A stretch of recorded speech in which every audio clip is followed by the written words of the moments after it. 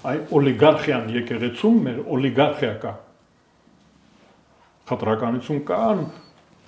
իսկական հոգևորականներ, որ ժողովրդի հետ են, եւ կան օլիգարխներ։ Դա ես կարծում եմ, որ պետությունը դրանով պետք է զբաղվի Նիկոլ Վավայևիչի ղեկավարությամբ։ Բայց Նիկոլ Փաշինյանը իր այս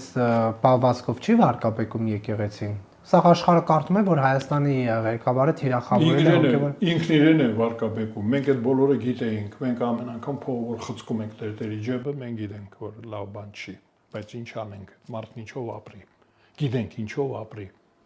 Ու հետո ինքն էլ վերև է տանում։ Դուք եղել եք Մայր Աթորս, ոնց է Մայր Աթոր եկեղեցու տակ մտնել համար 1000 մանեթա պետք է տաս չէ։ Պատկերացնում եք, այդտեղ հեթանոսական ինչ-որ բան կա, ատրուշան կա, բան կա։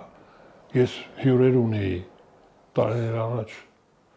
Ասեցինք մտնենք, նայենք, դե ասեցին մոծեք քանի հոգ է գլխականակա։ Ասի ոնց այդ նայելու համար թանգարանը վճարովի է, գիտենք։ Թանգարան գնացինք, վճարեցինք, էլի ջեբը դրեցինք, ասենք դե ասեցին դուր ես կտանեմ։ Հələ պատկերացրեք Մայր Աթոռում սուրբ էջ միացնում։ Ասեք թանգարան ես մտնում, ընդ մեկը գալի ասում է դուր փող ախպեր։